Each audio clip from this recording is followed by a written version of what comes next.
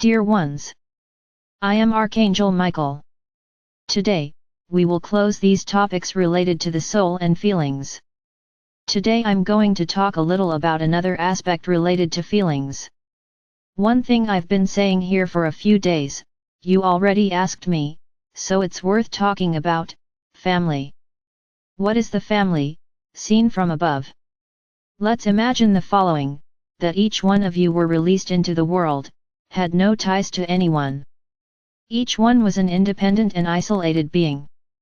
What lessons would you learn? Maybe survival lessons, nothing else, because you would be isolated, you wouldn't do anything with anyone. So just survival itself. There would be no lessons to be learned. So in the world, you were organizing yourselves, in groups, first, not that this was the sequence, I'm just giving an example. In order of importance, you have acquaintances, those you pass on the street several times and come across the same person, then that physiognomy is marked in your mind. These are people you meet on transport, they find it when they go shopping, they find it in various ways, but there is no type of contact. There is only eye contact. You recognize the existence of that person, without having any ties to them. But that person is part of your memory, it is part of your brain, of your memories. So I can say that that person has a connection with you, because you already recognize them. No, you don't absorb anything that profound from that person, but a connection has already been created. Not that from now on you are going to walk around looking down, so as not to create a connection with anyone, because, don't forget, you are all connected. They are just very tenuous, very thin connections. So within the order I'm putting it in, the connections become stronger.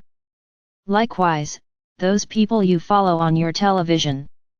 You get to know those people every day, because you watch the same programs and they appear on several of them. Indirectly, you create a connection, because your brain recognizes that person. Just like the one you cross every day. It's the same type of connection.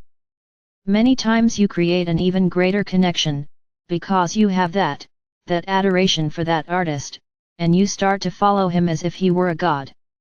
Interesting. Very interesting. You idolize human beings.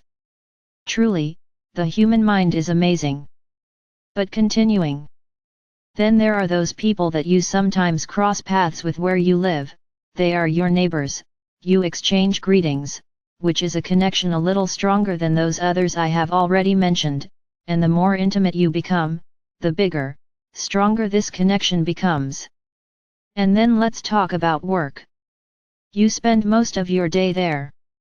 It's almost a second family.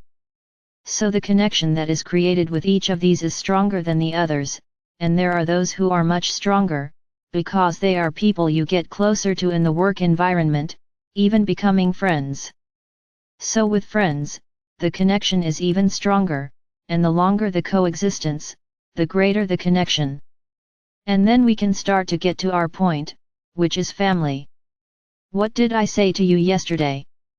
That the evolution of a soul is directly linked to feelings, what it experiences, what it emanates and what it feels. You suffer lessons all the time, with friends too, because that friend doesn't always act the way you agree. Many times that friend stops being a friend because they hurt you in something and you learned a lesson. So, lessons come from connections. The generation of new beings is a point. The greatest connection of all is created there, the connection between parents and a child. This is the biggest of all. And as I already explained yesterday, that soul that comes as a son, will go through lessons with that mother and that father, and that mother and that father will go through lessons with this soul, who arrived as a son. I'm not going to go into details here. If you have a father, if you have a mother, let's imagine that it's a perfect world. And even though his parents are more separated, he still has a mother and a father, even if you don't want him to. Children are not born in the air, they all have a father, they all have a mother. You often make a point of telling children that they were born out of nowhere, even those who don't know who her parents are. She comes from someone. It won't have the connection of coexistence, but it will have the genetic connection. There's no way. She will bring the little package of the one she doesn't even know and will never know, but the genetic connection is there, because it was his cell that she received, that child received. So there is no such thing as, I chose a father, my son will have nothing to do with him. Your mistake. It has everything to do with him, because that cell of his, which brought his genetic packages, will pass on to a child. And you don't know what you might bring in those little packages. Continuing. So, let's say, this is the main point of a family. And then that child has grandparents, uncles, aunts, cousins, and so on. When she is born she gains a lot, because she has a lot of people hanging around her. So what is the family seen from above? They are souls who decided to come, in that place, at that time, and through affinities they came together. When a soul is about to incarnate, what is said to the karmic council? Look, I want to come into a huge family. I want to have many, many brothers. I want a big family, a noisy family, a lively family, beautiful. And the universe conspires for this, a family that fulfills these predicates and that has similar energy frequencies. Very good. And he was born into a family like that, full of brothers, full of uncles, with a huge family. Then there is that soul who says, no, I am a very quiet person, I prefer to be born in a small, quiet family, in the countryside, isolated from the noise. Very good. And this universe organizes and the soul is born. Of course, added to this come those lessons. What does the soul have to go through? The karmic council knows all the lessons she has to learn, and which family can go through the same lesson, so that both can evolve. Ah, this one is more suitable, and it is in that one that the soul will be born. I already said it, but I'll repeat it, souls do not reincarnate in the same families. This is wrong. Because if that were the case, you would not evolve, you would be reincarnated in the same circle, repeating the same mistakes and no one would evolve. So you change places with each incarnation. It may happen, it is not impossible, that one day you will find yourself in a family with people who are part of yours, of your little packages now. Yes, it may not be impossible, but it is not the rule. It's not the rule. Then many people say, oh, I don't get along with you because I'm paying the karma of our last incarnation. No. In the last incarnation, person A had problems with the other person, and she had to come to this life to relearn the same lesson, but not with that person she had in the previous incarnation, it will be with another person who has the same lesson to learn, but another soul. So it gives you that feeling that you are repeating things from past lives. No, no, no, no. As you usually say, there is a rotation. Every hour you are at one point. And that's what I already said, at the end of the day, you're all related, because the packages already crossed each other a long time ago. You all have packages from each other, because you have reincarnated in various places on the planet, and your genetic tree is very long. How many incarnations have you had? Think about this. There at the beginning of time, there in the beginning, there were 10 couples. These couples had children. The children had relationships with the children of other couples, and it was rotated. So we can almost say that all the people who were born from them, all of them, have practically the same origins, because at some point they crossed paths, the genetic line has crossed. So my brothers, why the separation? But this is not the case. That's not today's topic. So let's go. So families are formed. Each generation that is born finds a larger, upward genetic tree, and there are wonderful relationships, there are horrible relationships, there are so-so relationships. There are those families that get together every weekend, are extremely close, and are all very happy, because they are at such a stage of evolution, in which everyone has practically the same evolutionary frequency. So everyone resonates peace, resonates balance. So happiness reigns there. No, I'm not going to say that there weren't those small problems inherent in any relationship, of course they exist. If they were 100% perfect, they would have already evolved, they would no longer be incarnated. But there is a balance, in which most of the time, they are emanating love, they are emanating unity. There are, on the contrary, those families that are every man for himself. Everyone in his house. Then when someone dies, everyone finds each other. Ah, how long? Life is very busy. And then comes that list of excuses you usually make. All false, because in reality you really didn't want to see that person. Be truthful, please. Then when you find it, it's that emotion. How much falsehood? What you wanted most was to keep the person away, that's why you didn't get together. But when you die, you have a commitment, right? To say goodbye to the one who left. Then everyone sees each other, everyone gets together. Beautiful existence. Beautiful family. Why is this all? Because one is angry with the other, one doesn't agree, and keeps swallowing, then one is jealous of the other, one has a better situation than the other, and then he thinks that the one who has a better situation has an obligation to help him, as he doesn't help, then he is no good, and so on. And so on. The reasons are countless. So you can see that there are all types of families. It's family in name, surname, nothing more, because in union, they are more united even with many friends than with family. Why does this happen? Because the degree of evolution of these souls is not the same. So there is an energetic dissonance. Those that are more evolved usually don't get along very well with the rest, because the very structure of the soul keeps it away so that it does not become contaminated. No, do not be angry with your souls. This is normal. The soul is evolving, the soul is doing a magnificent job of evolution. Then you get together with those family members who only know how to complain, who only know how to say bad things, who only know how to lower their vibrations. Why is that soul going to join them? So she stays away. Leave it to get together when someone dies.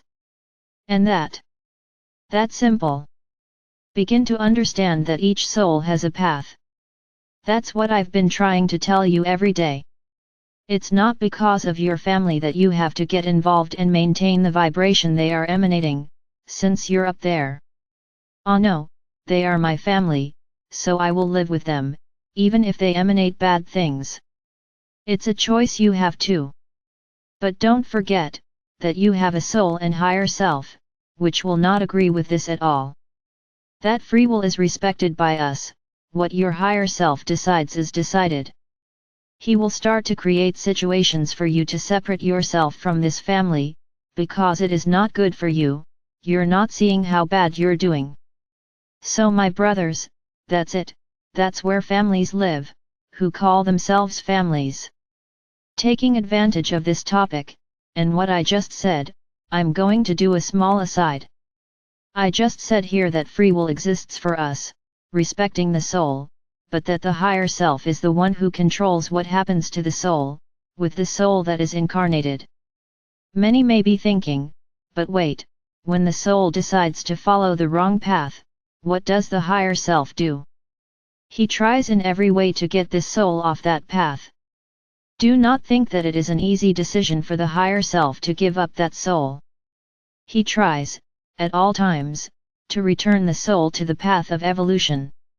But there comes a certain point, when that soul, that peace, is already so permeated with negative feelings that the higher self gives up in the sense, not of abandoning the soul, because he will never abandon it, he will always try to bring it to the path of good, but that soul begins to attract to itself everything it is emanating.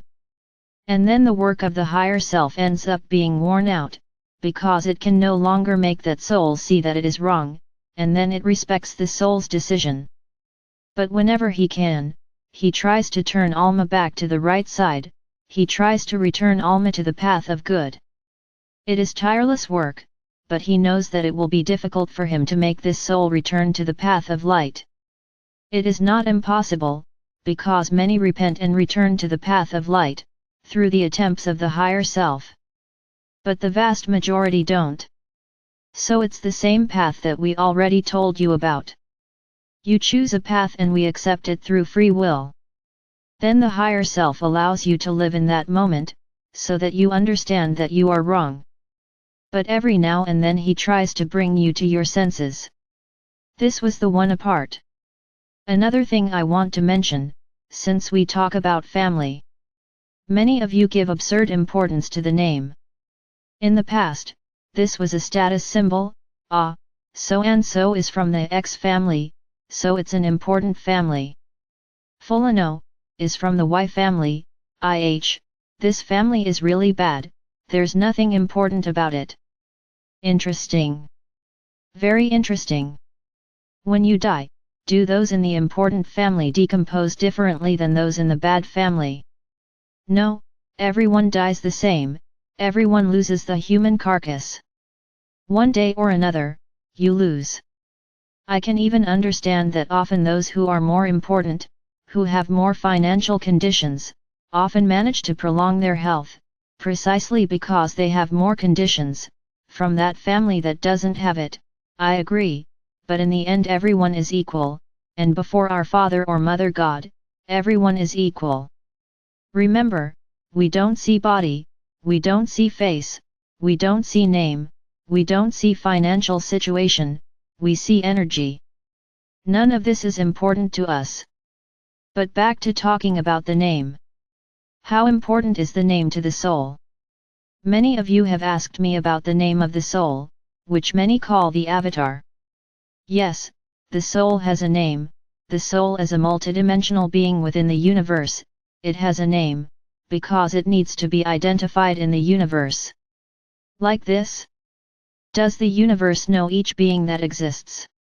Exactly. This is not out of control. Each soul that is created receives a unique name.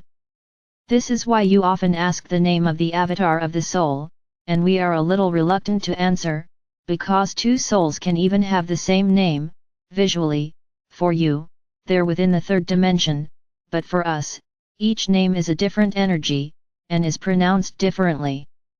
So why keep telling you the name? I can say that one avatar has the name A and the other person's avatar also has the name A. And then you will ask yourselves, what do you mean, two souls with the same name? But for us, that A of the first soul has a different energy, it is not pronounced like A, nor is the other one. For you it is an A, but for us it is not. Then each soul receives an energetic name, which often has no pronunciation in their language, because they are names created by our Father or Mother God, and are not repeated. Each soul has a unique name.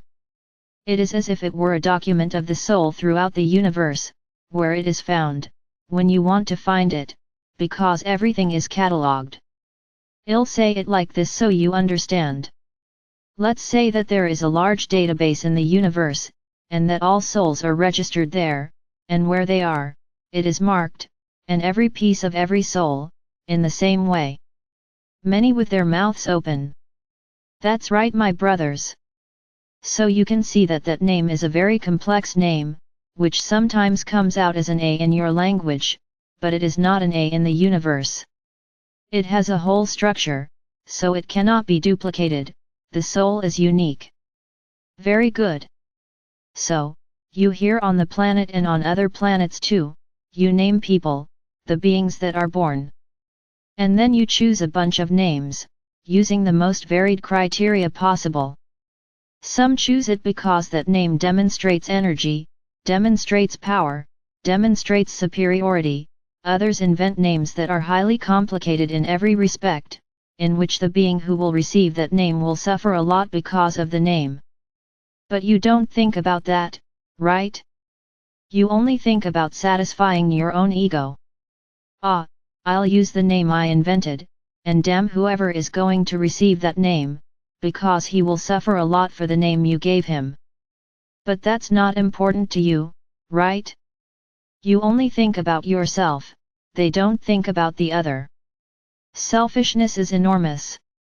So you create names, surnames, first names, a lot of stuff, to form the name of an individual, of a being born on that planet, on that star.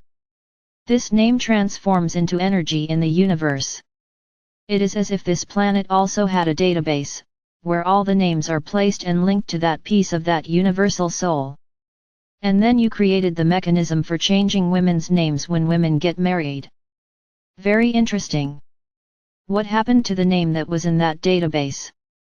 Did he cease to exist? No, he did not cease to exist, it is he who exists. This was a device for domination, to take away the power of women, of the feminine being, the power of feminine energy. Because as she changes her name gets lost in space. And what happened to her name? So it's as if that piece, that soul, had two names, or more, because this continues to prevail in today's world, and this only takes away the energetic strength of your name. So, in anything, any energetic work, that you do, never stop giving the name you were given when you were born. This is your name in the universe, the others are small appendages that were attached to that piece of your soul.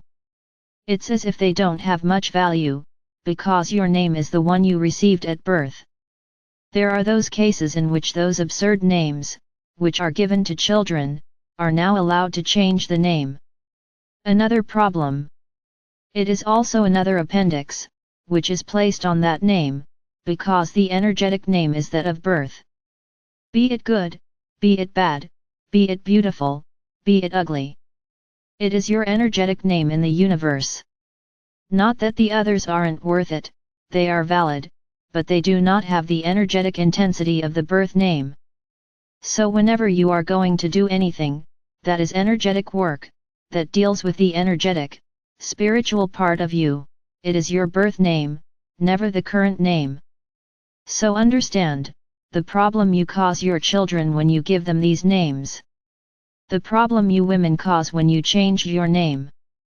Yes, no, I'm not going to say here that this harms you, no, it's not that it's harmful, but that new name you gained has no energetic value for the universe, it had to be placed in that piece of your soul, because it now represents you, but it does not have the same energetic power as your birth name. Yes, it is by this name that you are recognized in the universe, that piece of your soul is recognized in the universe. But what about the repeated names? How is it? The repeated names, each one is linked to a soul. So for the universe they don't repeat themselves. What comes first is the name of the soul, then comes the name of the piece, then it will never happen again. And then many may ask, what about the power of the name? This is real. Yes, of course it is. I already told you that words have power, the names too, for sure. The name, that word that represents the name, because it is nothing more than a word, it has a charge of energy, we can say so that you understand, you have a crystal inside your body, and when you are named, if it is a strong name, that crystal attracts good energy, attracts the energy inherent in that name. So this is already a starting point for your journey. You are already emanating good energy to the universe through that name. Now if it's a complicated name that you invent, and that will cause a lot of problems, that's exactly why it causes the problem, because it is a name with practically zero energy. So he will attract all sorts of problems, precisely because of the weak energy he has. So be careful, my brothers. Be careful with the names you choose. It's not seeing a name written on a wall, and I'll put that there. Try to find out what it is. Suddenly you are using a name from another language that represents something very bad, but you thought that word was beautiful, and you gave it to your son. You've already condemned him to have problems, because that name won't attract good things. So see how important you are in your children's journey, starting with the name you choose. The poor guy didn't have a chance to choose anything. It is you who choose. And then they invent millions of things, and what's worse, they invent the wrong things. If you don't know what it is, you don't know what it means, try to find out, but don't keep putting in words that you thought were beautiful, but that you don't know what they mean, and puts it on children. You are already beginning the path of their suffering. Ah, many are now regretting what they did? Now it's too late, my brothers. That's what I already said, what's done is done and can't be changed. No matter how many times your children change their name, that name is already in the universe and is not changed anymore. The others that come are like a nickname for that self, not the name was the one at birth and that's it. The rest is a nickname.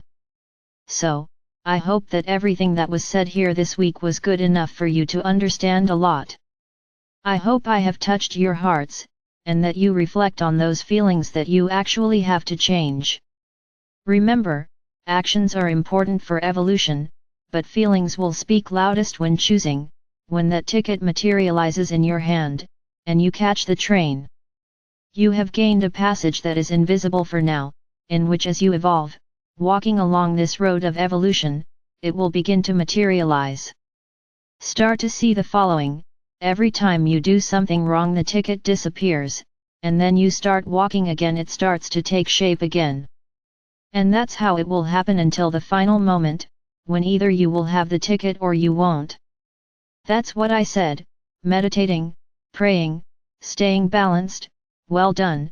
Is it important? Of course it is, but what about feelings? How are the feelings inside your heart? First in relation to yourself, and second in relation to others. How are these feelings? Those are the ones, is that they have the most important weight in generating that passage. I am Archangel Michael. And I am here, with each one of you, trying to bring the truth and the path so that you can evolve.